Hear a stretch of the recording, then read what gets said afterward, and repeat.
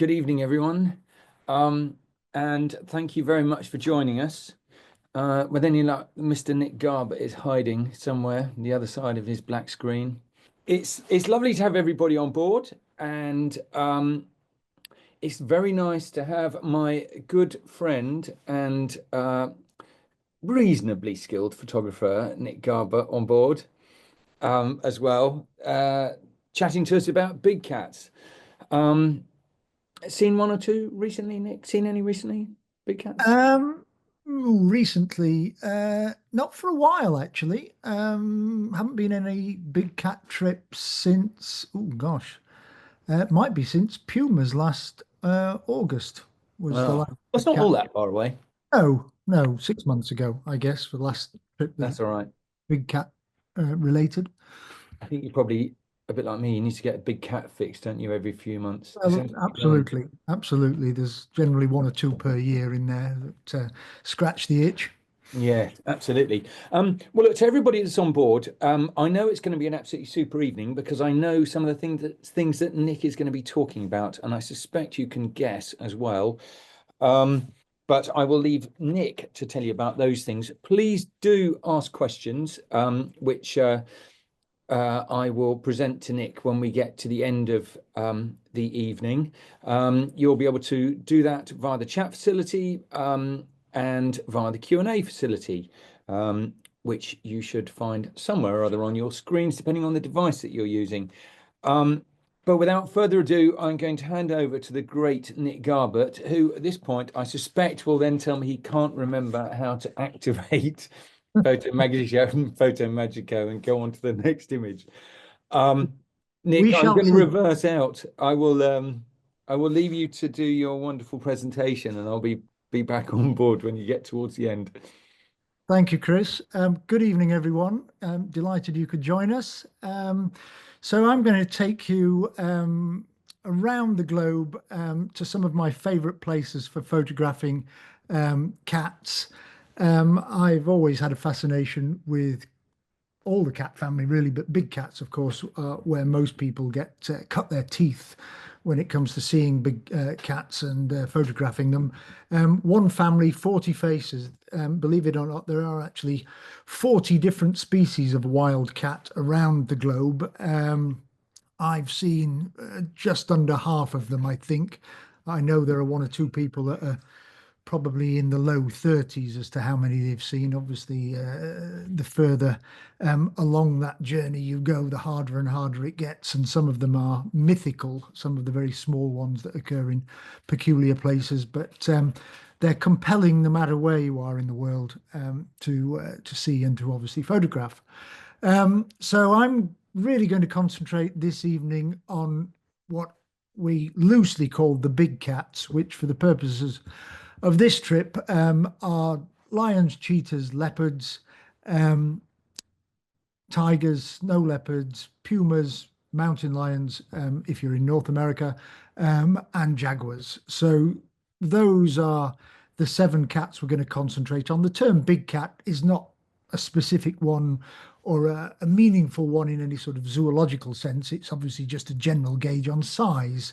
And what might be interesting is if I were to ask you in a hypothetical sense to rank them in terms of size, which ones you would place where based on whatever the knowledge that you have. Because intuitively, some of them don't fit where you perhaps might think they do on that scale of largest to smallest within the seven we're talking about. But there's quite a sort of big jump from the smallest of these seven to the next one down, which is why this particular grouping tend to just be in a general non-zoological sense referred to as big cats. So I think if anyone was to really start photographing cats, big cats in particular, the obvious place to start, of course, would be a safari in Africa. We all have our favorites.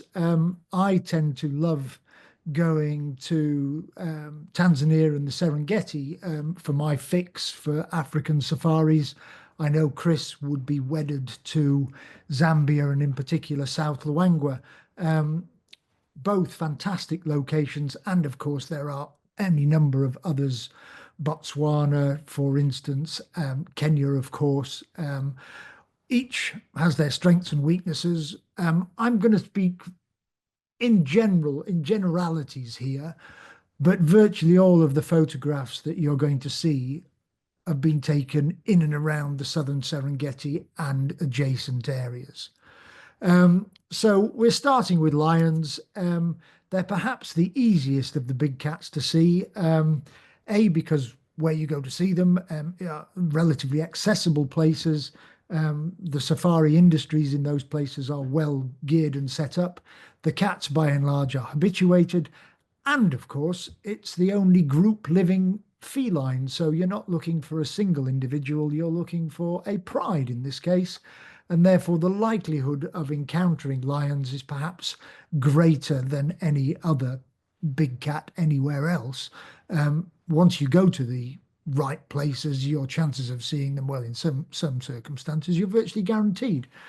And then really the question is, from a photographic point of view, what you have to do to try and get some nice, worthwhile or memorable images. And that becomes increasingly difficult the more often you visit. Lions tend to spend an awful lot of time sleeping, as do most cats. So actually finding them doing something in nice light when they're not obscured by whatever it may be within their habitat is the hard thing, and you need to put in more and more time, obviously, to get the results as a consequence. The fact that they're group living means that interactions between females and youngsters, males and youngsters, or two adults in this case, this is a female on heat and a young male chancing his arm to get access to her. She's having none of it because she's not quite ready. But all of these sorts of interactions, fantastic to see in photograph, but they don't actually come along that often. So you need to put in a lot of time out in the field. When you're out on safari, you need to maximize your time to actually get relatively few opportunities to observe something that's got a little more going on than just a lion sitting, or more often than not, a lion sleeping. One of the reasons I particularly love going to the southern Serengeti, by which I actually mean within the Ngorongoro conservation area, but it's part of the Serengeti ecosystem. The reason I love that area in particular is illustrated with this particular photograph, because you are allowed to drive off-road, which increases your flexibility massively when it comes to finding subjects, whether they be lions or anything else, and equally importantly, then being able to position yourself appropriately to get the best possible images. If you go a little further north from this area and cross the border into the Serengeti National Park itself, you are duty bound to stay on the tracks, and that obviously limits you far more in where you can go, what you might find, and how you might position a vehicle. So the flexibility of being able to drive through open woodland or across the plains in the Ngorongoro conservation area increases your chances of not only seeing things well, but obviously being able to photograph them to best effect as well. As is always the case, light is everything. And I think if you're out on safari and photographing, certainly on an African safari, you're photographing things that have been photographed a million times before. And that is especially true of the cats and lions, of course. So being able to photograph them in a way that is dramatic and adds impact is challenging. And light, obviously, is so important.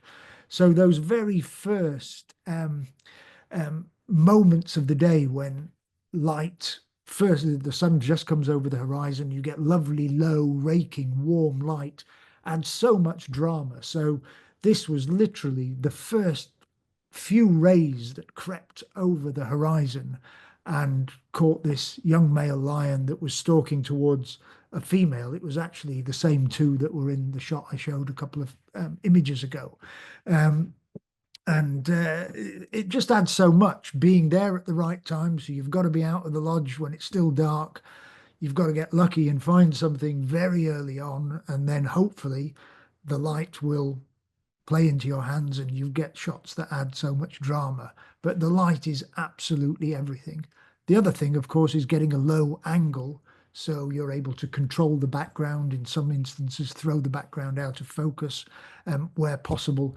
So again, being able to position a vehicle and have flexibility where you position a vehicle to best, to be able to um, put it in the best place to allow you to achieve the things you're hoping to achieve adds so much. So another one, this again is in that same part of the southern Serengeti ecosystem, it's all around an area called Ndutu, where I've spent a lot of time and done a lot of my African safaris. Same principle applies here, different lion, but very early in the morning, within the first 5 minutes of the sun coming over the horizon, and you get that lovely low raking light. Equally dramatic, different time of day, close by in the Ngorongoro crater, but dramatic stormy skies are adding so much to this particular photograph. It would have been a pleasant photograph without the drama in the background, but obviously having a bit of drama in the background adds even more. And time of year that you choose to go on a trip obviously plays its part in that as well.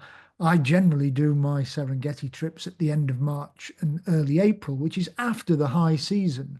A lot of people tend to go around now, which is when wildebeest are actually giving birth. And of course, that creates an awful lot of interest. So February is really peak season in the southern Serengeti because of all the wildebeest are giving birth to their calves and all of the drama that comes with that. I actually prefer to wait a month, month and a half and go towards the end of March, by which time often the rains have started, which then leads to the possibilities of lovely dramatic skies like this. It also means the number of people visiting drops quite dramatically. So you've got much more space to yourself, and you actually can spend all day driving around the southern Serengeti and not see another vehicle. But that would be highly unlikely were you to go in February, for instance. So time of year obviously plays its part, and I would always like or choose to go at a time where there was opportunity to get dramatic light and dramatic skies. So on the cusp of rainy season, when thunder starts to build and thunderclouds start to build, and you just have more opportunity to get a bit of drama into your photographs. Back to early morning, low light, raking light again, this time, of course, with cheetahs. Which again in the southern Serengeti are a real specialty. The short grass plains are the perfect habitat for cheetahs. And so this particular area is exceedingly good for cheetah viewing generally. Certainly on the trips that I do, it's something that we spend a lot of time concentrating on, trying to find cheetahs and obviously photograph them under conditions that are really conducive. And at times you can get really, really dramatic light. This again is very early in the morning, the first rays of light, just catching a young cheetah cub sitting on a rock and taking the picture in such a way that you really emphasize that drama. So for those of you that like a bit of technicality, this shot was dramatically underexposed compared to what the camera was suggesting, in order for only the very brightly lit areas to really register and all the other areas to come out very dark. I've enhanced this, of course, post-production in Lightroom, really to emphasize that effect and increase the impact. But the general principle applies that at the time of taking the shot, I was underexposing relative to what the camera thought was an appropriate exposure. Lovely warm light again, early in the morning. This is a group of cheetahs when we were able to take this shot that we'd been following since before the sun came up. We were out just at the very dregs of the earliest earliest bit of daylight, but before the sun was over the horizon, we found the cheetahs and we just followed them and then managed to get them as they were sitting and watching potential prey in that really early light. But again, I'm emphasizing being able to drive off-road and go wherever you choose and follow the animals in order to put yourself in the right position is critical. Of course, one of the behaviors that everyone would love to see, I suspect, when viewing cheetahs is a chase, a hunt. In these areas on the short grass plains, if you follow a cheetah that you find early in the day and decide to spend a long period of time with it, sometimes even all day with it, you are almost certain to see it at least attempt to hunt, because they will do that on a daily basis, sometimes 2 or 3 times a day, depending on whether they're successful or not.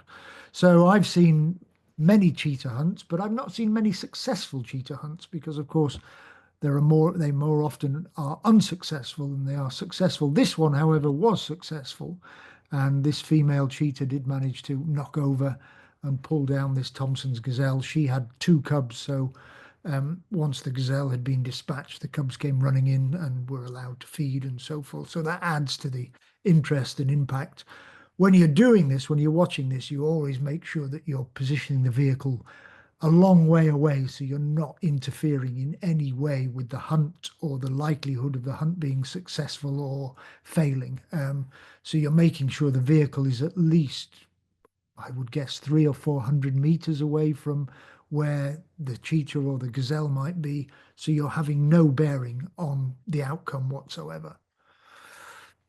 It doesn't have to be dramatic sunny conditions either. As I mentioned, one of the advantages, I think one of the advantages of going late March, early April, is that you get the chance of some storms and some rain and a bit of drama. And under these sorts of conditions, you can still get some dramatic behavior. This lioness in a rainstorm managed to stalk in and was tracking wildebeest. She had a rush at them towards, got much closer than when this photo was taken, and rushed at them, caused mayhem, but was unsuccessful. I wouldn't be able to tell you how many East African trips I've done in the last 25 years, a lot.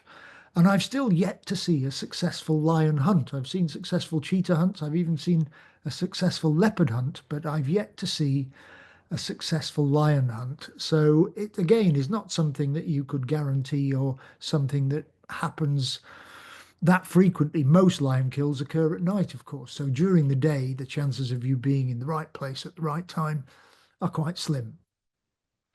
Leopards, of course, are the other big cat that you would hope to see on an East African safari. I'd be the first to say that the southern Serengeti, while very good for seeing leopards, perhaps isn't the very best place to see leopards. Because there are good lion populations, they tend to keep on the periphery and certainly keep in wooded areas where they have access to trees to climb. But nonetheless, on most of the trips I do to this part of the world, I would expect to see leopards on 1 or 2 occasions. But getting leopards in good photographic situations, of course, is much more challenging because they're so much more secretive. This is perhaps the best leopard up a tree shot I've ever managed to get in the southern Serengeti. And this sort of thing doesn't happen very often, where you get the subject that you want in really nice light, etc. This leopard would been sleeping up this tree for most of the day and then came down very late in the afternoon when the light was lovely to start hunting. As did this one, different leopard, different situation, but again, one that had been up the tree for most of the day. We knew exactly where she was, so we just went to wait until late in the afternoon, the last dregs of light, when she descended and set off on her hunting trip. So again, it's about often finding the subject before you necessarily want to photograph it, and then putting in the time and the effort and sitting and waiting. Doesn't always work, but obviously at times that's what needs to be done to at least give yourself a chance. This was in a similar area in the open woodland around Ndutu with a female leopard and an elderly cub that actually were climbing back up a tree to retrieve a kill that they'd made during the night. And we didn't realize the kill was there until they started climbing this tree and then revealed where the kill was. Another leopard climbing down. So a lot of leopards up and down trees. Getting leopards on the ground and active on the ground is more challenging because, of course, once they're on the ground, they're diving for cover and are much more difficult. I'd be the first to admit that if you want to see leopards more easily and out in the open, somewhere like South Luangwa in Zambia is a better location than perhaps the southern Serengeti is, specifically for leopards, but you're balancing all of the various aspects. Other cats that you might see on a trip to the southern Serengeti, there are 6 in total. I've obviously mentioned the 3 big ones. There are 3 small ones as well that you have a reasonable chance of seeing. Serval is one of them. Caracal, even in this part of the Serengeti, are relatively frequently seen. The hardest one is African wildcat. I've seen them. I've yet to actually manage to get a picture of one. So they tend to stay in the really dense, scrubby, shrubby vegetation. And if you go in the dry season when that vegetation has died back and there's less cover, your chance increases. But when I tend to go in March and early April, when things are green and there's a lot of shrubs and herbs and things, they have so much cover, your chance of seeing one in the open is pretty slim. But nonetheless, seeing these 2 other smaller cats, your chances are reasonable. And obviously, one of the big draws of being in the southern Serengeti at the time of year we're talking about, March, April, February, March, April, is that all of the wildebeest and other herd animals are down on the short grass plains, primarily to give birth to their calves. It's when the migration hits its most southerly extreme, and that in itself is worth going to see, let alone the cats that are obviously in attendance, because there is nothing quite like being on the open plains like this, surrounded by tens of thousands of animals. And I stress that if you go at the time of year that I'm talking about, you can drive around on plains like this and hardly see another vehicle all day. So the idea that you go to the Serengeti and you're surrounded by other vehicles is not necessarily the case. It all depends when you go and where in the Serengeti you go, the Serengeti ecosystem rather than the national park. So I'm going to move on to India now, and 3 big cats that you potentially have a chance of seeing in India. We'll start in central India and we'll stay with leopards. Not necessarily people's first choice of a location to go and see leopards, India, because not surprisingly, most people would choose to go to India primarily with the idea of seeing tigers. But there's one location in India in particular that's exceedingly good for leopards. If you go to a tiger reserve, which I'll come on to shortly, leopards occur in most of the tiger reserves, but your chances of seeing them are slim because they're so secretive. They have to keep themselves tucked out of the way because they're always going to be playing second fiddle to tigers that are much larger and would kill leopards, given half the chance, in the same way that African leopards have to keep out of the way of lions. But in this particular location in Rajasthan, an area called Jaguar, there are no tigers. It's far too dry. So these hills are the domain of a very, very healthy population of leopards. And there is now a thriving leopard tourism safari industry to go and see them. And it's quite remarkable driving around these areas. Great rocky outcrops, as the previous photograph showed, that allow you to have a chance of seeing leopards and seeing them very, very well, and seeing them interacting. This is a male with a young cub. And this area, it's not a national park, so it's not in any sense officially protected. But the local people have lived in harmony with the leopards for, well, centuries, I suspect. And they regard them, they're intertwined within their culture and their cultural beliefs, their religious beliefs. So they're largely left alone. And you get this rather peculiar juxtaposition of villages like this next to these rocky outcrops. But within these rocky outcrops, there are populations of leopards, people wander around, they leave one another alone, and everything is really fine. So I think that's perhaps best illustrated if I just recount the story from my very first trip to Jaguar. We were a bit late in arriving, and the lodge that we were staying at phoned up the driver of the vehicle taking us to the lodge and suggested that they send out the safari vehicles to rendezvous with us in the village, so we could go straight off and have the last couple of hours looking for leopards, And then obviously our main vehicle would go back to the lodge, and then we'd gradually head back to the lodge. And I said, yeah, great. What a wonderful idea. We get to do an extra 2 hours of hopefully wildlife watching and leopard viewing. So we had this rather peculiar, bizarre scenario of decanting from our main bus into the little Indian Maruti safari vehicles in the middle of a village surrounded by cows and buffalo and dust and mayhem and all the rest of it, trying to get our camera gear organized, and then bouncing through the village through these narrow, windy streets that look medieval in many senses. Coming out the other side of the village into the areas where the rock started, and we'd literally been out of the village barely a minute, I suspect, and the driver stopped and pointed up the hill and said, look, there are some leopards up there. And lo and behold, we looked up, and there's this mother with actually two cubs. You can only see one cub here. And we spent the next hour and a half watching her. She wasn't doing a great deal, moving around up in the rocks and so forth. But obviously, as a first sighting, it was fabulous. And we thought, well, what a wonderful way to start. Little did we know that as dusk started to descend, the female got up and came down this rocky outcrop straight towards us, walked straight past the front of our vehicle, which is when this photo was taken. We'd no idea what had caught her attention, but she was clearly on an absolute purpose.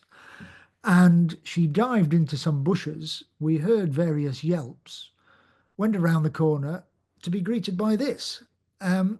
And that illustrates what these leopards, this population of leopards, primarily feed on. Feral dogs, which is actually doing everybody a service, because feral dogs in India are a huge problem. They form big packs at times and have become quite dangerous. There've even been one or two children killed in parts of India by packs of feral dogs. So they have become a real issue and obviously caused problems and difficulties in all sorts of other ways. So the leopards of July are actually doing everyone a favor by controlling the populations of feral dogs. It's not all they eat. There are other wild prey like nilgai and chinkara, Indian antelope. But they largely leave the domestic stock, other than the dogs, the domestic stock that matter, the goats and so forth, they largely leave them alone, which is why obviously the local communities and local people are able to live in harmony with the leopards. And it's just a fantastic experience to visit this particular location, witness that, and get great views of leopards almost on a daily basis. Of course, I suspect the cat that grabs everyone's attention, or most people's attention, when you go to India is the tiger. I still maintain, as a single animal, they're certainly on land, there's nothing to quite beat seeing a tiger in the wild. It just has a presence and a majesty and an aura about it like no other, certainly no other cat, no other animal that I'm aware of. And there's just something so magical about fixing the gaze of a tiger in the wild. It just is compelling beyond words I'm capable of thinking of and so forth. They're just the most magnificent creatures. But seeing tigers is not necessarily easy. Lots of tiger reserves, and seeing them well and certainly being able to photograph them well is not necessarily easy and challenging, because your opportunities don't come along very often. Now, my love affair with India and tigers certainly began way back. I am not ashamed to say that this is the root of my passion for seeing tigers in India. And I suspect lots of people of a similar vintage to myself, I'm now 60, have this in their mind as well. And I still can't go to an Indian tiger reserve and not have these images passing through my head from time to time. There is something so evocative about being in an Indian forest early in the morning with alarm calls of monkeys, of deer, and so forth, shafts of light percolating through the forest. It is magical beyond words. It creates an atmosphere that no other place has, and you just feel that tension in the air, because you know somewhere out there, even if you can't see it, it's probably looking at you. There's a tiger just buried in a bush or slinking along somewhere. And that to me just adds a magic and a feel that you don't get anywhere else. And then if you're lucky enough to see a tiger padding through a forest in early morning light or whatever else, it is a thrill beyond compare almost because of the aura this particular cat has. Um, Not only is early in the morning a really good time to see tigers, obviously, or late in the afternoon when you've got that lovely light that I keep referring to, but I particularly like going in the colder winter months when you get, again, more atmosphere, misty mornings and so forth. So these were two young tigers playing in obviously a meadow on a cold winter's morning. So this again is the sort of January, February months when some people would avoid going to India because the mornings in the parks are very cold. You need to be wrapped up with hats and gloves and so forth. And it is particularly chilly in an open vehicle. But I just think the atmosphere that you often get with the mists and so forth and the shafts of light adds so much more to the experience of looking for and finding tigers.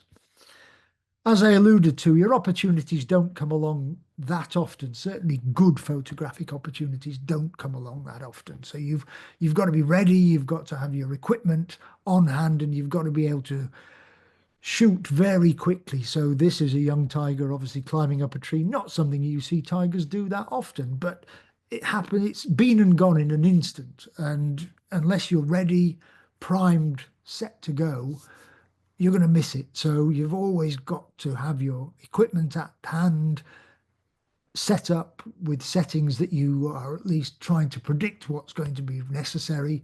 And then if something happens, you can lift your camera and point at the subject and get some sort of imagery quickly and almost do it on autopilot.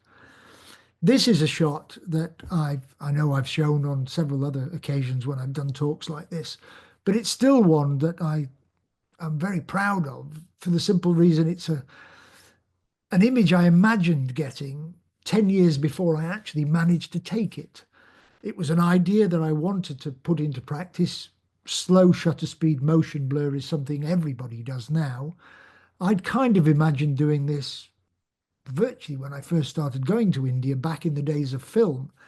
But it wasn't until I had a digital camera, the first digital camera that I owned, which is now 20 years ago, that I was in the right place at the right time with the right conditions that allowed me to get this shot. And while I've been talking about sunny, low light conditions with the dramatic raking light, for this shot where you want a slow shutter speed and nice even light without deep shadows or bright highlights, you actually want no direct sunlight. You either want cloudy conditions or shady conditions. So this particular shot was taken very late in the afternoon when the sun had gone behind the hills. Everything was in soft shaded light. There were no shadows, no bright highlights. And I managed to get this lovely male tiger walking parallel in relatively open space to the vehicle. So I was able to pan with its movement. And it's still the only time I've been in the right place at the right time under the right conditions to get a shot like this. Of course, one of the downsides that I can't not mention is Indian parks, particularly Indian tiger reserves, at times can get very busy. And it undoubtedly tarnishes the experience if you don't manage to avoid getting involved in log jams like this when a tiger is seen. I'm pleased to say that a lot of Indian parks have changed rules and regulations now, so the likelihood of this happening is reduced considerably. They've brought in speed limits, which stop people racing around to get from A to B very quickly. And in some instances, I think they even limit the number of vehicles that can be in one place at one time now. So this sort of scenario is less likely to happen. But nonetheless, one of the things that's difficult when you're photographing tigers is actually getting a good sighting when you're either on your own or in a situation where other vehicles aren't necessarily in the way. So those magical opportunities don't come along that often. The last time I was in an Indian tiger reserve, which is actually just before the pandemic, I had one of the best sightings I've ever managed to get with this particular tigress, where it was just two vehicles, I think, and then eventually a third that were all part of the group that I was with, nobody else, and a tigress that was walking through the forest and stayed around the vicinity that we were driving for a good 15 or 20 minutes. And we basically had her to ourselves. Now, that sort of encounter just does not happen very often. So all of these next three or four images were taken in that period with the same tigress. But again, I stress that an opportunity like this doesn't come along too often. On the tour that I'm planning next year, we're intending to go to one of the tiger reserves, which is relatively under the radar, in the hope that when we hopefully will see tigers, that we will be doing so without lots and lots of vehicles, which if you go to the real honeypot reserves can happen. Although I stress that the rule changes now have made that less likely. So it's an awful lot better than it once was. So obvious shot to finish talking about tigers. This was taken way back in Kana National Park in 1999 on film, but it still stands the test of time.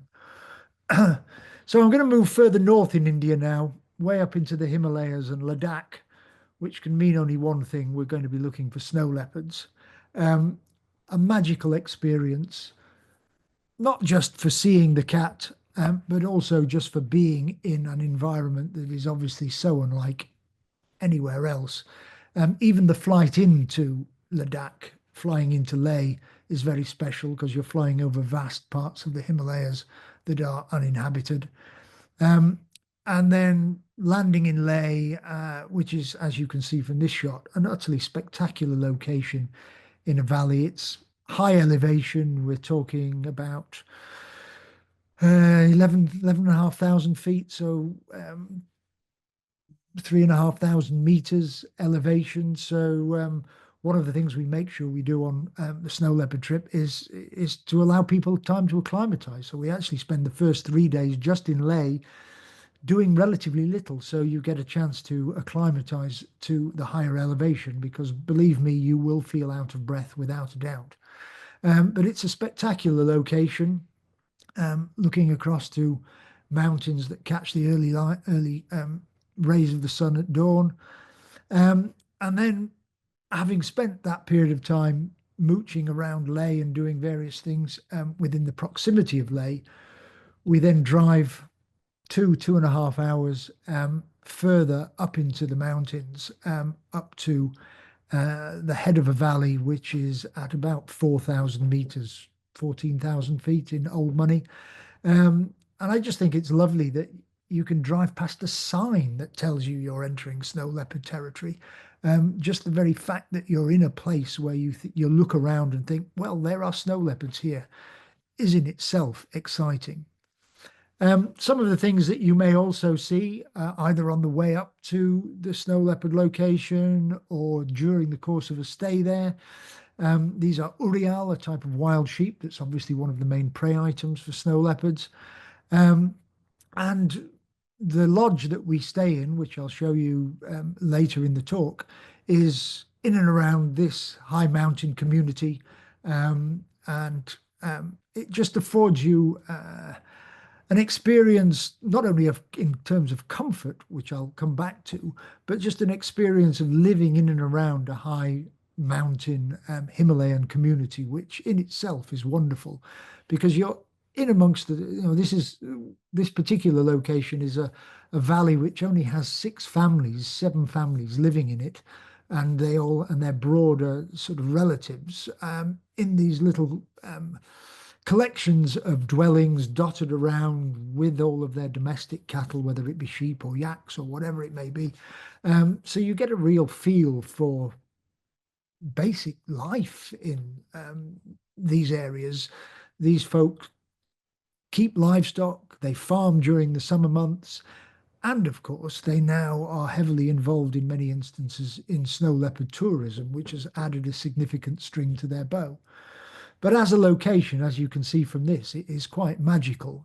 This is a time lapse I did really from where the lodge is. So this is the sort of view you could anticipate on most mornings on clear days at least. And the sort of wildlife that you start to see in and around the lodge and the community where you're based. Chukka partridge are very common, red-billed choughs, certainly very common as well. And if you get lucky, you might see red foxes. And of course, they look wonderfully luxuriant in the winter because their coats are nice and thick. And also, if you do get very lucky, there's a chance of seeing wild wolves as well.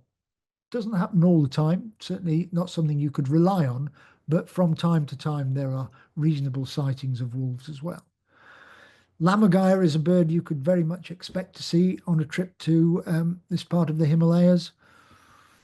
But of course, the main reason that everybody goes is to see a snow leopard. And while you might not instantly see a snow leopard, you will very quickly start to see signs of snow leopards, because the valleys that that you work in look for the cats when you're staying here. There are 3 adjacent valleys, and there's a good population of resident cats within these valleys. It obviously varies year on year, but you could probably routinely guess anywhere between, say, 8 and 12 adult cats. So you see signs of their movement almost on a daily basis. If there's snow on the ground, which there isn't always, but if there is snow on the ground, it's often relatively straightforward to see their tracks, because at night they will come down to lower elevations, walk across the valley, and then walk up the other side. And if you search around, you'll find where they've come down, crossed the road, and gone back up. So actually seeing tracks and signs of snow leopards is an awful lot easier than seeing the animal. Inevitably, it's a question I'm always asked: what are the chances of actually seeing one? How easy are they to see? What's the likelihood? Well, delve into this picture, if you will. How many cats can you see in there? I suspect without me telling you where they are, you'll struggle. But there are 2 snow leopards in that picture. And if you look sort of middle, left middle, on that rocky slope, where those 2 arrows have now appeared, you will perhaps be able to make out 2 snow leopards. That's obviously a very distant sighting, and that's the sort of thing you would be looking at in telescopes. This is actually the first snow leopard I ever saw. I went out from the lodge, I think, on the first snow leopard trip I did. I think it was day 3, perhaps. We'd seen lots of tracks. I went out very early one morning to set up a time lapse, and while I was out, just before the sun was coming up, I heard one calling. I'd never heard a snow leopard call before in my life, but it was obvious what it was. It could not be anything else. So I ran as fast as I was able to back to the lodge. The local guides had already heard the call as well, and we started scanning the ridge tops and mountains from the lodge, and 10 minutes later found the cat. And this was a male that was trying to find a female, hence the calling. And we were able to follow this cat as it moved across the slope at some distance, I hasten to add. We're probably talking about at least 800 meters away. So this shot was taken with a 600mm lens, to give you some sort of idea as to scale. But nonetheless, as a first sighting, it was wonderful. But of course, it's challenging. Seeing snow leopards is very difficult, not only because they might be distant, but also because they're wonderfully camouflaged. I'm just going to whiz through 1 or 2 shots here to show you snow leopards in and around rocky situations, and you have to look damn hard to see them. So you can imagine, if you're actually out on a hillside scanning with a telescope or whatever it may be, you need the expertise of the local trackers, who are fantastic because they grew up in this area and they've been looking at cats all their lives. They're the ones that find them. I think I've found one on my own without assistance probably once or twice, but they're the people that find them for you. But obviously, every so often you do get views that are much clearer. If it's snowy, and as I stress, it isn't always snowy in the locations we go to. High up it is, but lower down often there isn't snow. But where it is snowy, it does make it easier to see the cats. But most of the views you're likely to get are distant views, by which I mean they're probably going to be 500 meters away or more.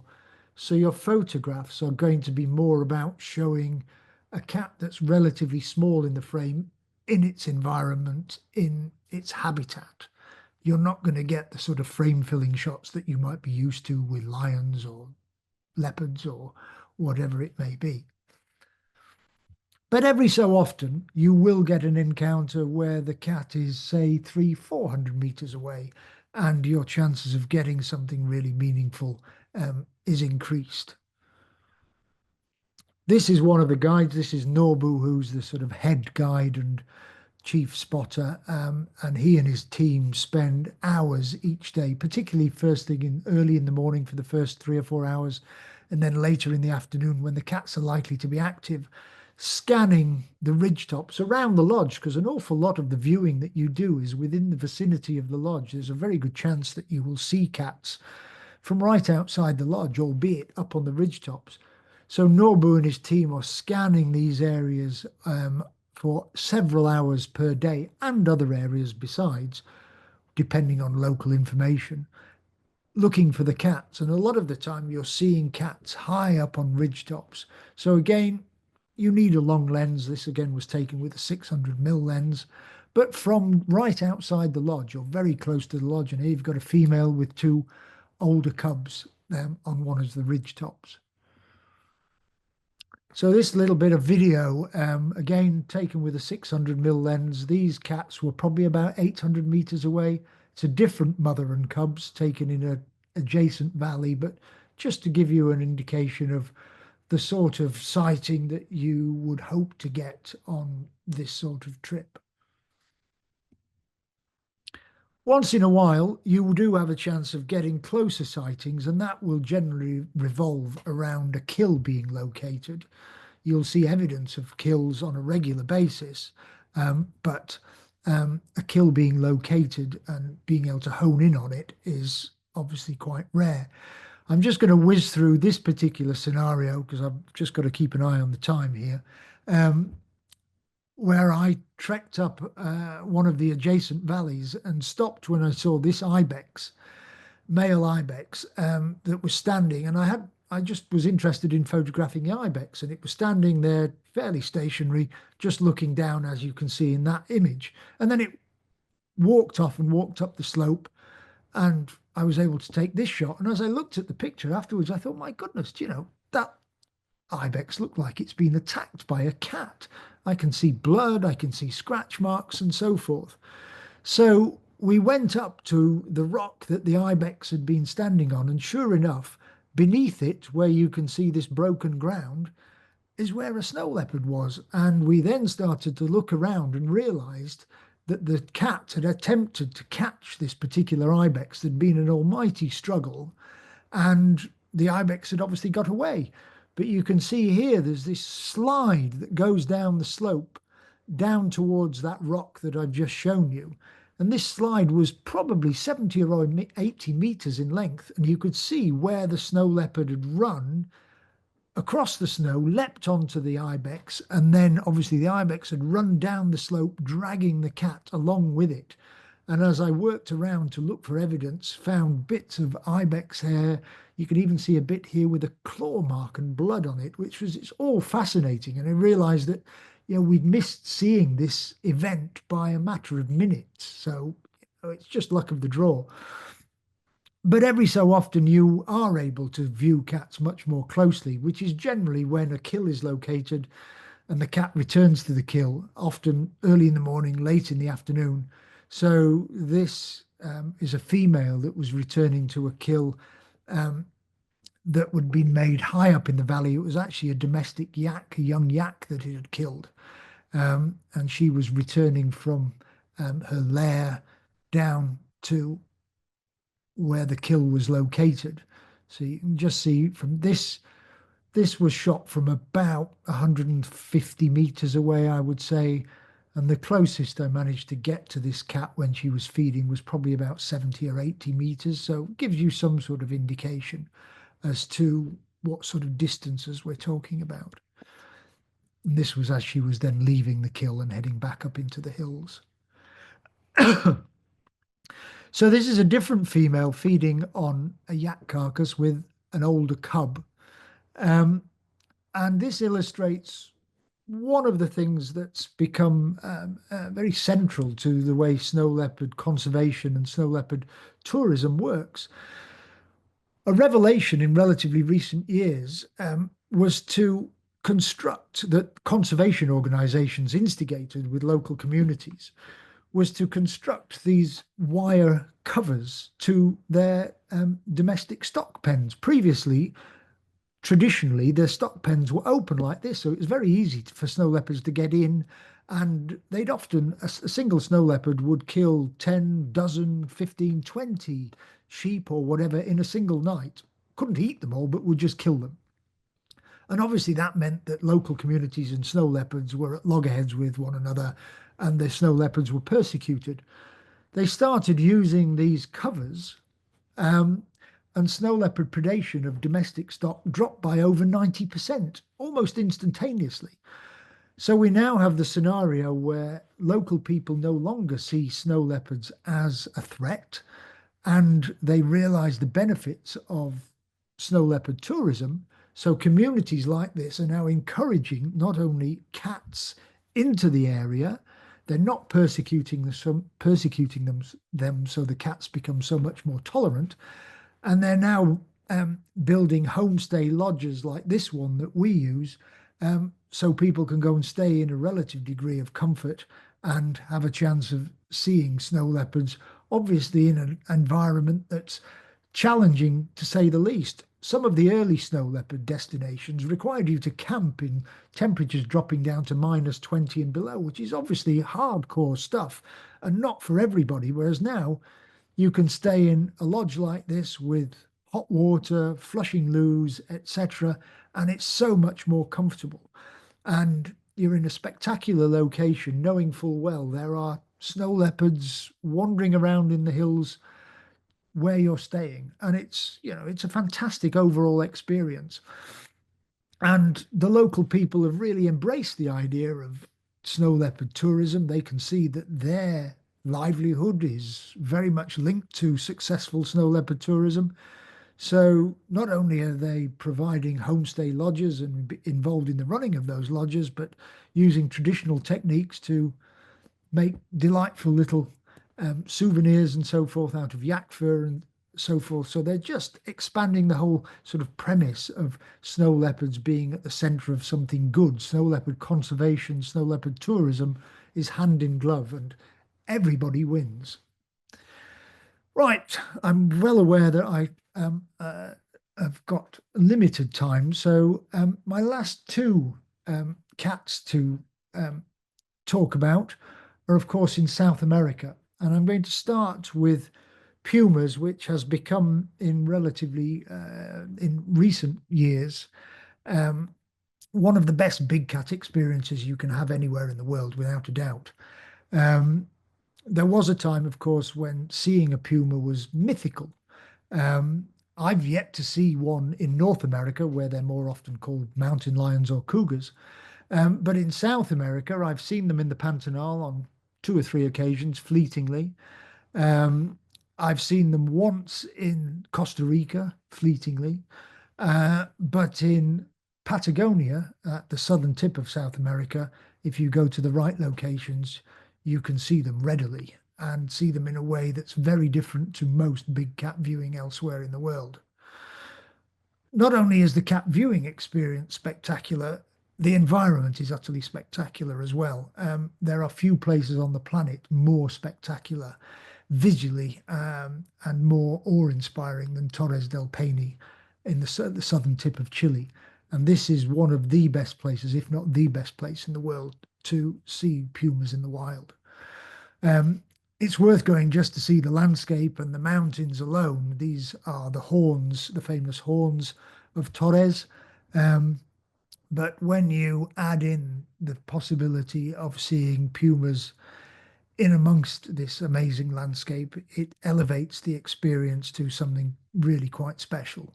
The landscapes within which you can see these cats are obviously utterly epic, and that obviously gives you the possibility and the opportunity for some pretty amazing photographic situations. I do a lot of my trips now in the winter months where there's a possibility of snow, I used to, when I first started going to Torres, do them in early summer or late summer months. But now I tend to prefer going in the winter. Um, One of the things that makes puma viewing so special is that it's all on foot. It's not like being on an African safari or in a tiger reserve in India where you're in a vehicle or whatever it may be. You're actually walking on the hillside with the cats and in the locations where they have become habituated and tolerant, they really do not mind you being there at all. And it is quite a sensational experience. You're not only looking for the cats, there's other wildlife to see as well. You can see in the background from this particular female puma, a herd of guanaco, which is the primary food. And the reason the cat population is so good in this part of Patagonia is because the guanaco population is so healthy as well. So there's plenty of food for them. And obviously, there's plenty of good photography to be had with guanaco and other species as well. I'm just going to give you an indication of some of the other things you might see while in the area looking for pumas. This is a hognose skunk, an Andean grey fox, and some good bird life as well. Long-tailed meadowlark, something you'll see on a regular daily basis, and spectacular, of course, Andean condors. More often in flight than on the ground because they're quite shy when they're on the ground, but you'll certainly see condors in flight. And if you get lucky, there are owls to see, like this Magellanic horned owl, Darwin's rhea, and an austral pygmy owl. So these are all things I couldn't necessarily guarantee that you would see, but you would see some of them on any normal trip to this part of the world. Now, perhaps surprisingly, the best puma viewing is not actually within the national park. It's just at the periphery of the national park. You can go into the national park to look for pumas, but the rules and regulations within the park make it quite restrictive. And that limits the chances and your likelihood of seeing cats and seeing them successfully. There's a private area, a private estancia, just before you get to Torres. It's adjacent to Torres, and where puma viewing has now become their mainstay. So while the mountains that you see in this photograph are within the park, most of the areas that you see around the lake and adjacent are outside the park and are part of the private estancia on which most puma viewing now takes place. This was an area or an estancia that used to make its living, or at least tried to make its living, through sheep farming, which is a tough way to make a living. And by pure chance, they found themselves in the best area on the planet for puma viewing. So they've largely sort of taken a back seat with their sheep rearing endeavors and have switched primarily to puma viewing. So now are involved in the puma ecotourism industry almost exclusively. And they manage their reserve or their estancia, their private estancia, really very well, in that they limit the number of people that are allowed to be on the estancia each day to 30 tourists, all of whom have to have an accredited guide, and they only work with a very small number of guides. All of those guides talk to one another, so you're generally working in different parts of the estancia to other groups.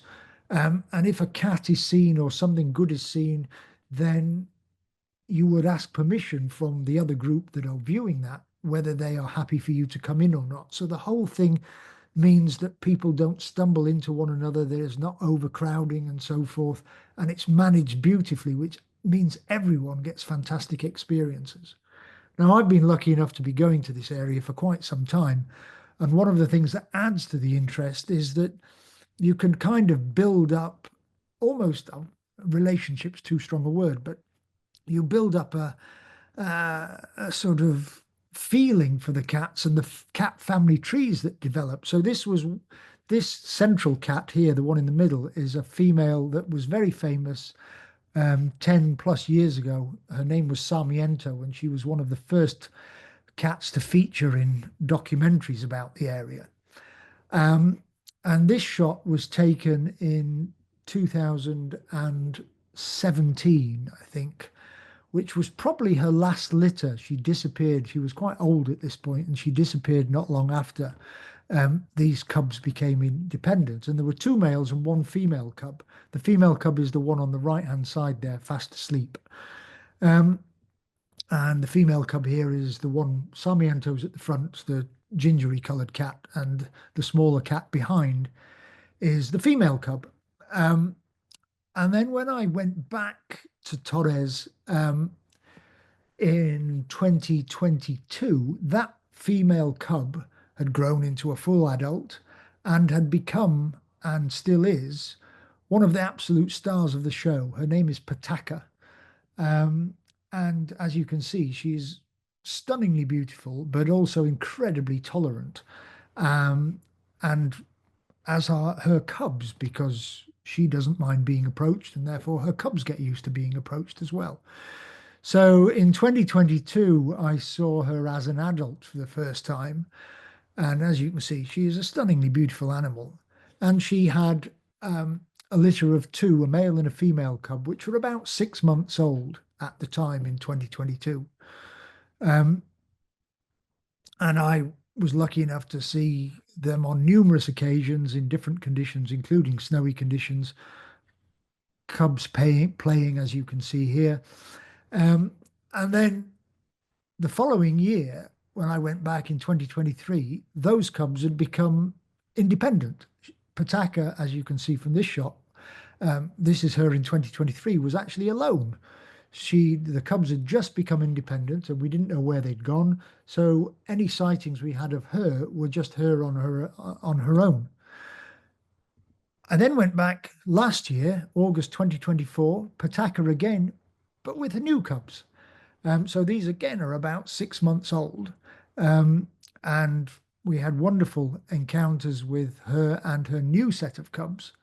But also, this is one of her cubs from 2022, now grown up and a sub-adult. This is a male.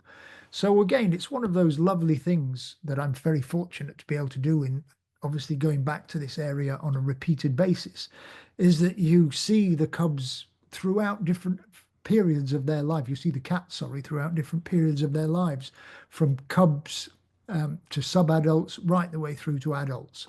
And obviously that adds to the overall experience. I haven't really mentioned the dads very much in all of this because you don't see the males very often. They tend to be more shy and more keep themselves to themselves. But once in a while you get a decent view, and often you don't know which father or which male is the father of which litter. You can, to a certain extent, guess, or the local guides can, to a certain extent, guess because they know territories. Two of the main fathers of umpteen litters during the time I've been going there are this male, his name is Carnassa, and in particular this male, who's called Dark because his coat is so much darker. He's now getting pretty long in the tooth, but he's been the alpha male in much of the estancia for the last 7-8 years. So an awful lot of the cubs that have been sired, he's responsible for. And I'll just finish by mentioning, or finish this section by mentioning Pataka again. Very shortly, our screens will, the BBC will be screening a new series on the Americas. And during that, there will be footage that I saw being filmed in 2022, and Pataka, the female here, will feature very strongly, or so I'm led to believe, will feature very strongly in that series on the Americas. Certainly when I bumped into some of the guys that were filming for the BBC at that time, they indicated that the main storyline was around Pataka and her cubs at that time. So this is the cubs as of 3 years ago. And that would be the main storyline they would be featuring in this series, the Americas, which is going to be broadcast shortly. So the final destination for me to touch on, I realize I've just got to keep an eye on the clock, is the Pantanal, a wonderful general wildlife location in the heart of South America, a giant wetland that's a real lovely mosaic of marshy areas, lakes, rivers, open grasslands and woodlands. Beautifully evocative place to visit. for all sorts of wildlife, not just the one cat that you primarily go here to see, which of course is the jaguar.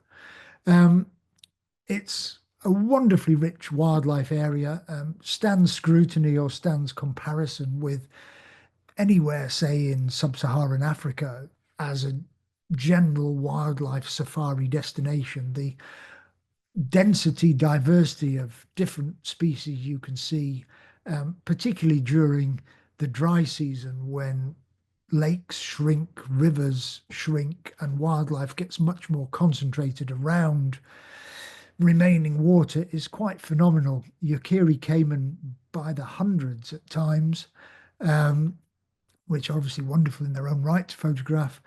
Wetland birds, thousands of wetland birds of all sorts of species. These are roseate spoonbills, but there are 6 different species of kingfisher. This is a ringed kingfisher, the largest one, that you can see on a regular basis. Toucans as well in some of the drier areas. This is a toko toucan. Lineated woodpecker, just one of several species of woodpecker you're likely to come across. And umpteen parrots, the most famous of which is the hyacinth macaw, the world's largest parrot, which is only found in and around the Pantanal, and became incredibly rare, but has been successfully bred and reintroduced, and now is a real success story in terms of its conservation. But lots of areas in the Pantanal, lots of lodges have nest boxes up with pairs of hyacinth macaws that nest in those boxes, and you can see them on a regular basis. But of course, from a cat perspective, it's the jaguar that is the main thing that you want to actually go and see. This was the very first jaguar I ever saw, and in the northern Pantanal, most, if not all, jaguar viewing is done from boat. I say not quite all, because as jaguars have become more tolerant and habituated, they are seen in areas away from the waterways and rivers now on occasion, but primarily your jaguar viewing is based around waterways and rivers in the northern Pantanal. And as I say, this was the very first jaguar I ever saw, a male, in a little backwater off the Cuerba River, as was this different male. But you can now expect to get really good views of jaguars, particularly if you give yourself a few days in the right locations, because there's such a good population, and so many of them are now very tolerant and easy to observe and quite happy to be observed. So most jaguar viewing, as I've alluded to, is done from boat. You're cruising around on rivers or smaller tributaries like this, not only looking for jaguars, but caiman like this, of course. But as I've mentioned, the cats, or at least a lot of the cats, have now become very, very tolerant, so are relatively easy to observe as they come down to the edge of the rivers, which is where they primarily hunt. They're looking for capybara and caiman primarily to hunt. But of course, inevitably, it has become very, very popular.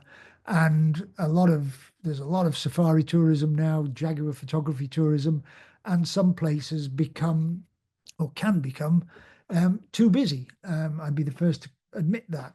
There's lots of rules and regulations in place to try and avoid overcrowding, but I'm not saying it doesn't happen.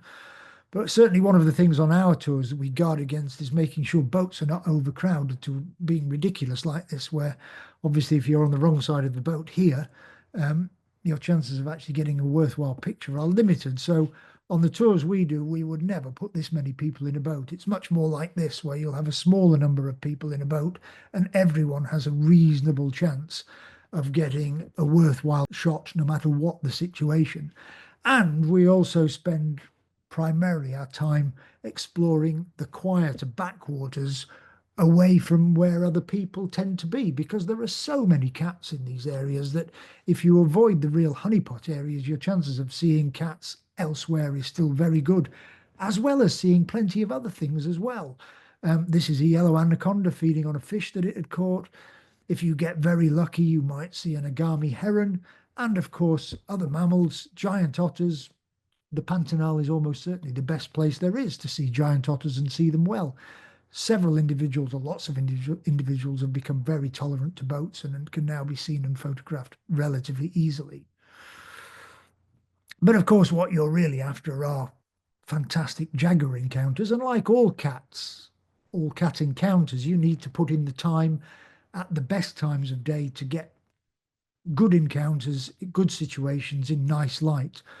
I think one of the things that makes jaguar viewing a little different to certainly, say, big cat viewing in East Africa, where you have to concentrate your efforts very early in the morning or very late in the day, because that's when the cats are likely to be active. The same is true when you're puma viewing. It's first thing in the morning, late in the evening. Jaguars, because they're hunting along the edge of rivers, seem to be active potentially at any time during the day. So your opportunities are not necessarily restricted to those first couple of hours or those last couple of hours. Of course, if you're talking about getting really nice light, that's when that light occurs because the sun's lower in the sky. But at least the cats can stay active. So I've had really fantastic encounters with cats in the middle of the day, which is not something you would normally say of other cat species. And if you get a cloudy day, this particular shot of a jaguar resting up a tree was taken on a cloudy day, so we didn't have harsh light, but it was taken in the middle of the day. So there's chances of meaningful photography for a much longer period during the day than there is perhaps, say, with other big cats. But if you are lucky along some of these backwaters, you might even get a chance and see a mum with a cub. I've seen that handfuls of times, and I know now, this is much more of a frequent sort of encounter because so many more cats are tolerant and have become used to humans watching them. Jaguars love water, so many of the interactions you might see or behaviors you wish to see and photograph happen in and around water. You can routinely expect to see jaguars coming down to the edge of water because that's where they're looking to hunt, and crossing water, so seeing swimming jaguars is a distinct possibility as well. This is one of the things they're primarily coming down to water's edge to hunt, the world's largest rodent, capybara.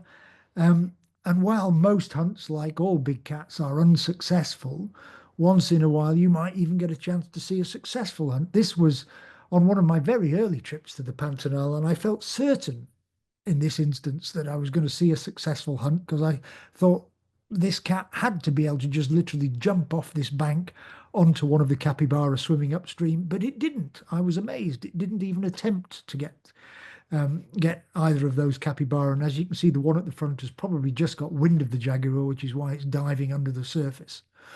Here's another jaguar. If you look carefully, low down on the left-hand side of the frame, you can see this jaguar stealthily trying to swim in to ambush this capybara. It got about half the distance you see there towards the capybara before the capybara realized what was about to happen, and it leapt into the water and made good its escape.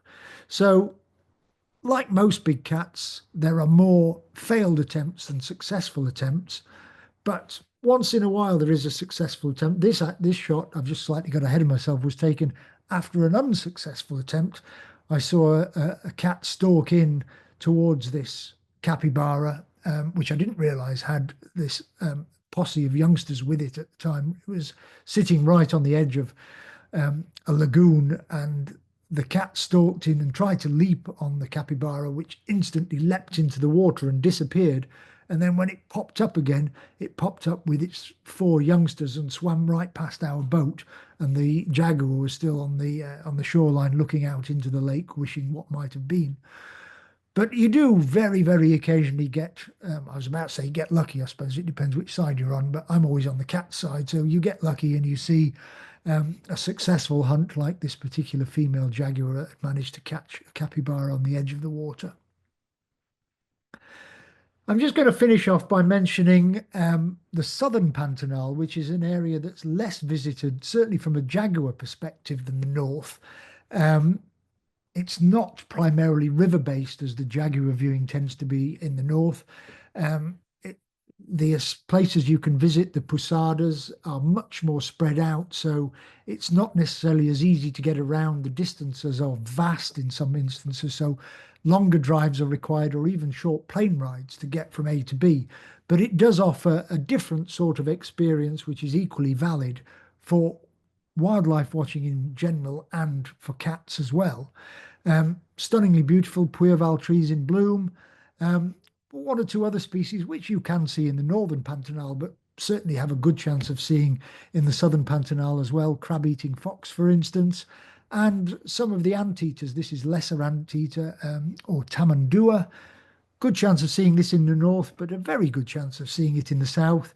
And equally, giant anteater, which is often challenging to see in the North Pantanal, is almost guaranteed to be seen in the Southern Pantanal, where the populations are significant. And most of the places, the wildlife locations and lodges that you would visit would offer you the opportunity to see giant anteaters on a regular basis. But there are now opportunities in some locations in the south to see jaguars as well. And unlike the north, where primarily you're doing that from a boat, there are now locations where you can do it from vehicle. And cats have been habituated to being viewed from vehicles. So your experience is not dissimilar to an African safari in that you're driving around and you have a chance of seeing cats that are active in the same way you might see leopards in South Luangwa. You're seeing jaguars in the Pantanal. And this is something that was unheard of 10 years ago, but has been something that's been worked towards and developed over the last 10 years. One final place that I'll just mention as we're in the southern Pantanal is just on the edge of the Pantanal, not cat related, but still a fabulous place to visit and somewhere I always tend to try and include on trips I do to the Pantanal is a place called Barraco das Araras, which is this wonderful sinkhole where red and green macaws gather, and it offers opportunities for bird photography, particularly macaw photography, that is quite special, second to none, in the sense that you're able to get macaws flying with dark backgrounds, shaded backgrounds in the sinkhole. The walls of the sinkhole that are in shadow offer these wonderful dark black backgrounds, which obviously gives you these opportunities to photograph the birds, which are so vibrantly coloured against this wonderful background. So again, it's just another photographic element that that part of the world affords you, and well worth considering if you're planning a trip to that part of Brazil. So that's a whistle-stop tour around the 7 big cats of the world where I like to go to see them and photograph them. By no means definitive. There are plenty of other locations that I've not mentioned that are possibles to see these particular species. But certainly if you're thinking of going to see cats, big cats, the places I've mentioned are well worth considering and certainly offer you photographic opportunities and potential that are second to none, hard to beat. So I know Chris is going to come back in now and we're going to do some questions. So I'll hand you back to Chris for now and we'll pick up the thread from there. Nick, thank you so much. That is, you're probably in need of a beer in order to. Well, I'm going to have a glass of water. Excellent. I noticed it's in a cup with a tiger on the front. Was it a tiger? I think. No, it's actually a pronghorn antelope, but it probably. Oh, okay. It looks like a tiger through my screen. What do I know? Nick, thank you very much. That was truly amazing. It was absolutely wonderful. What a fantastic illustration of cats and a whole pile of other wonderful things around the world. So thank you very, very much indeed. And beautiful photographs as ever. So look, like you, I'm very conscious of time. However, there are a number of questions. I will not ask them all because we'd be here until the news at 10 starts tomorrow. However, I will ask you a couple of them because I think that they are pertinent and we still have many people that are on board. So first question is from Justin, who has been asking about, in this particular case, photographing lion cubs. At dusk, at sunset, I guess. Yeah. So Justin has said, is there any way around having to use very high ISOs and therefore getting noise on images when shooting fast-moving lion cubs playing at sunset? at about a 400 to 600 mil focal length. There are quite a Okay, few questions within that one question. there is. Yeah, Anyway, that's not an easy one to answer simply. Photography is always a trade-off. You're playing one element against another. So in the scenario that Justin's described there, we've got low light, yep, fast moving subjects, yep, and those two things generally don't go hand in hand. Working on the premise that you want those fast moving subjects or your photos of those fast moving subjects to be sharp, you're going to need a fast shutter speed. Now, how fast will depend on how fast they are moving. So he said very fast. yep. Let's say they were running.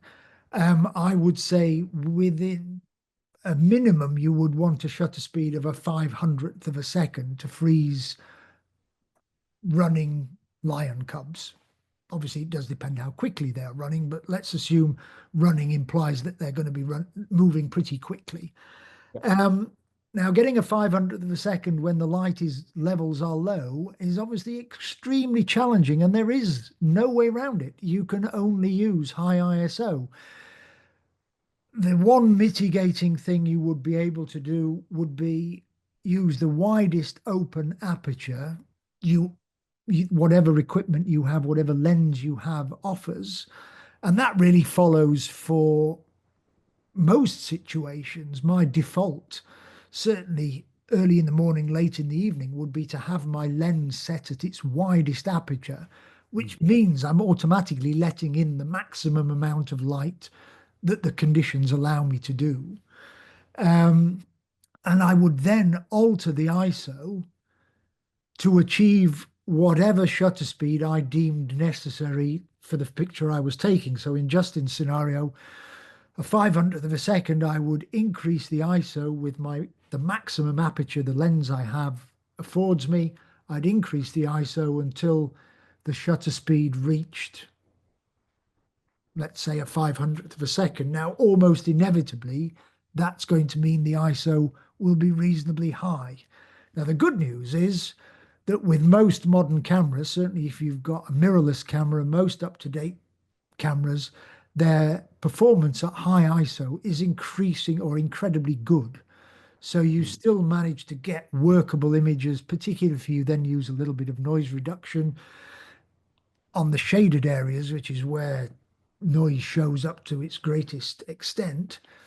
You can create a worthwhile, usable image. Obviously, if you're able to afford lenses with wide, fast apertures, that increases your possibilities. You know, an f4, a 600 f4, a 400 2.8, but we all know those lenses cost a fortune, and therefore not everybody is going to want to spend that sort of money on their photography. These things are a trade-off, they're a balance. There's no easy answer. But at least now, with the equipment as it is, it's helping us more than it's ever done before because of high ISO performance. Nick, that's absolutely fantastic. Thank you. A couple of other questions, photography related questions. Actually, Nick, whilst I pose this question to you, would you mind moving to the next slide? Thank you. So a couple of other questions, photography related. One is, let me just find it, which is, when you go on safari, and I'm not thinking so much of the snow leopard trips here, because this is the question that's been posed. What is in your camera bag? What kind of kit do you take with you? And I imagine it's rather similar. As I say, in this particular case, I'm excluding the snow leopard trip. But what's in your camera bag?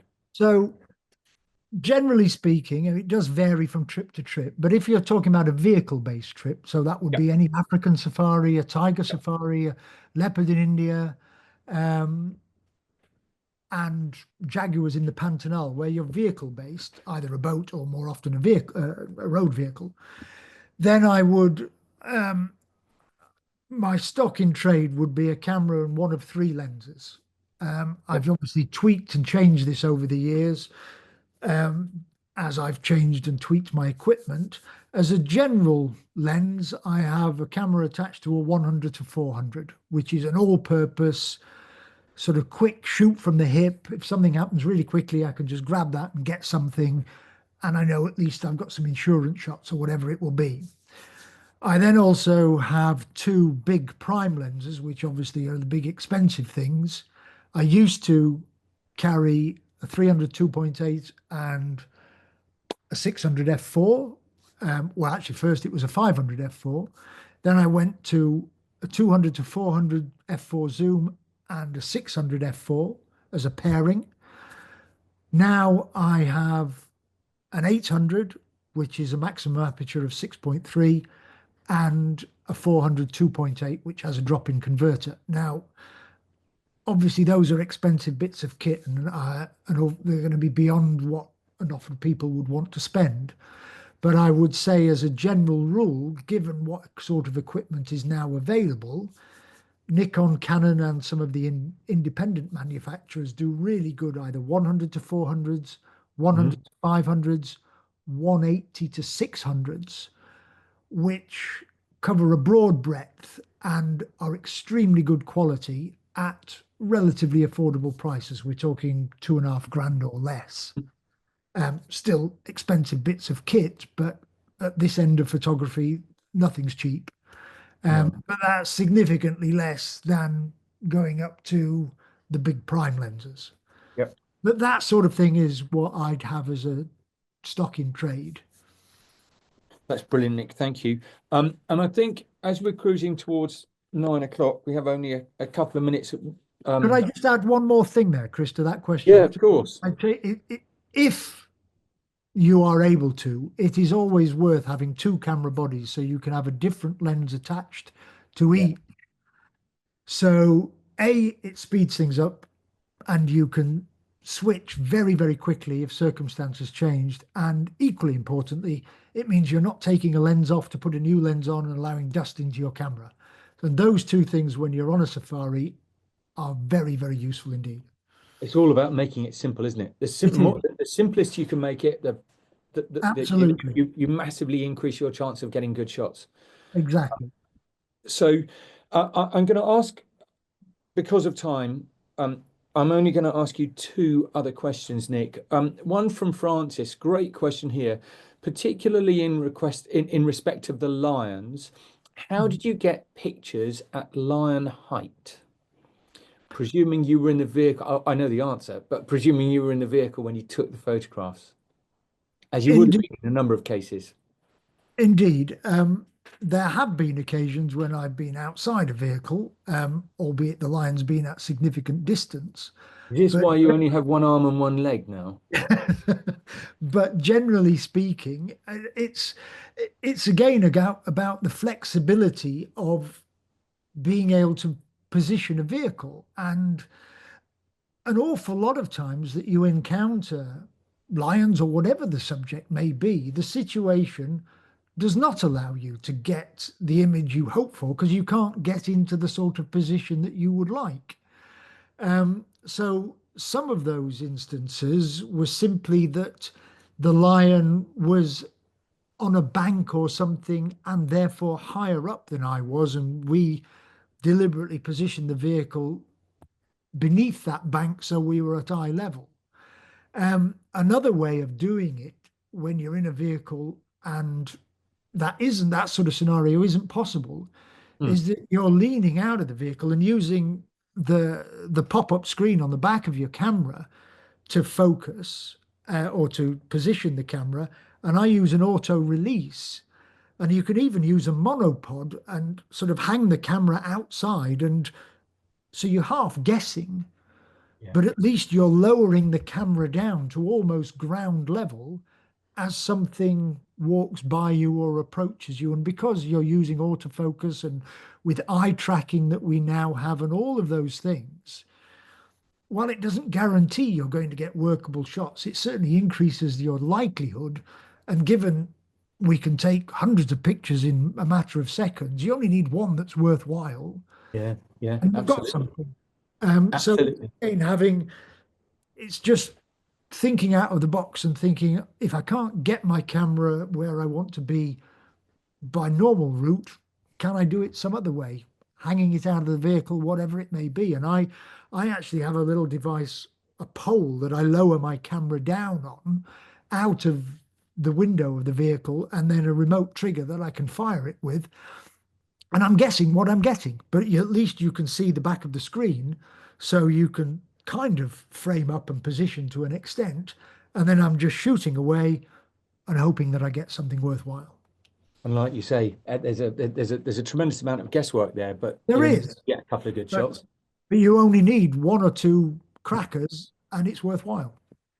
So my final question then, Nick, relates to snow leopards and the snow leopard trip, particularly, which you've run for a number of years now. And in respect of snow leopards, I just wonder if you could explain a little bit more about how the trip works in the sense of the spotters doing what they do, you guys communicating with the spotters. I mean, I'm kind of sort of chucking a couple of things in the air here. I mean, if you're in Ladakh, are you spending hour upon hour upon hour standing out in the cold, waiting for the snow leopards? I imagine there's an element of that. What are you doing if you're not out looking at snow leopards? Are there other interesting things to see? Which I'm sure there are. Of course, you're an amazing scenery apart from anything else. But I just thought I'd kind of throw that in the air because we've Yeah, had a few questions of that. worthwhile, very worthwhile. So I'll caveat that by saying I've not been to Ladakh since just before the pandemic. Yeah, Prior to that, I think I've went 5 or 6 times to the locations that we go to for our trips. yeah, And I've seen snow leopards every time. There was one tour we only had one sighting in 10 days, and that was exceptional. And ironically, 2 days after we left, they had the best sighting of the year, but that's luck of the draw. Um, so an awful lot of the viewing or searching takes place from the vicinity of the lodge, and the guides and trackers are out with their scopes searching the ridge lines that you can see from the lodge area. yeah, So some of the viewing, you literally only walk 100 yards from the lodge to where there's a big flattened area. You set up with a chair and a telescope and you start looking around the ridges. yeah. Um, and then periodically they'll bring you out a cup of tea or some biscuits or whatever. And if you get too cold, you can just nip back into the lodge. And the guides will be out there all the time. So if something is seen, they'll just come and shout to everyone and you come back out. Mm, I touched on the very first snow leopard sighting I had where I was yeah. setting up a time lapse.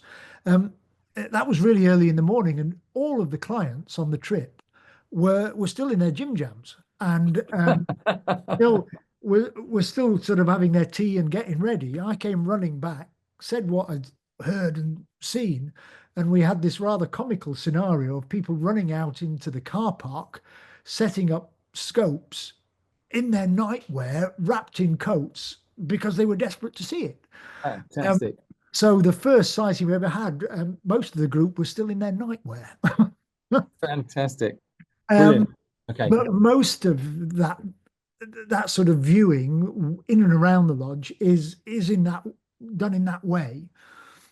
Now, we spend 10 nights at the Snow Leopard Lodge, and we will, on some days, go out to different locations depending on what local information has been found, because the guides are in touch with other guides in neighboring valleys. And if something good is found or they've seen a lot of activity, they'll say, right, we're going to go over to the neighboring one. So you get in the vehicles, drive down the valley, drive up a neighboring valley, and then spend the day doing similar things. Or the guides will be looking, you're looking at other stuff, some cultural things. They'll call you if they find something. There are a couple of locations that we've visited where you're required to walk, not compulsory, but there's one lovely valley that's adjacent to the main lodge valley that requires about a kilometre walk up. Obviously, you do it at a slow pace because of the altitude, and you spend 2 or 3, 4 hours there watching with the guides. They bring up a hot meal for you while you're waiting and so forth. Goodness, So how wonderful. all of these things are done to keep your comfort levels at a maximum. Now, just to give you something, I know we're running out of time here. Because I've not been for a while, and I'm going again shortly in a couple of weeks' time, I know from some Wildlife Worldwide clients that visited this area recently, by which I mean within the last month or so, they went for 5 nights and they had 6 sightings in those 5 days. Fantastic. They were delighted. And while some of those sightings were distant, others were, they could certainly see them very clearly with binoculars and even with the naked eye. It wasn't a photography trip they were on, but obviously they were there to primarily see them. And I know that the lodge has improved its facilities since then, so there are now flushing loos and in some instances hot showers, which weren't there when I last visited. So the whole thing is done in a way that maximizes your comfort levels, but also maximizes your likelihood and opportunity to see the cats. Nick, that's absolutely fantastic. Thank you so much. And thank you very much to everybody for staying on this presentation. It's been a real revelation, Nick, as usual, in respect of cats and photography and photographic techniques. Just absolutely tremendous. Thank you very, very much indeed. Welcome, pleasure. I'm really sorry to those whose questions I haven't been able to get to, but there have been many. We'll do our best to reply to you over the course of the next 24 hours or so. As you can see from this final slide, Nick is back on again next week. So grab your duvets and your pillows, and Nick will be talking about Madagascar and furthermore, quite particularly, Festival of Wildlife in Madagascar. And then the following week, 25th of February, Mark Cowardine and Emma Healy will be chatting about their year in pictures. So once again, Nick, thank you so much. Thank you to everybody for being on board. And Listening, everyone. we will see you again very soon. Bye-bye.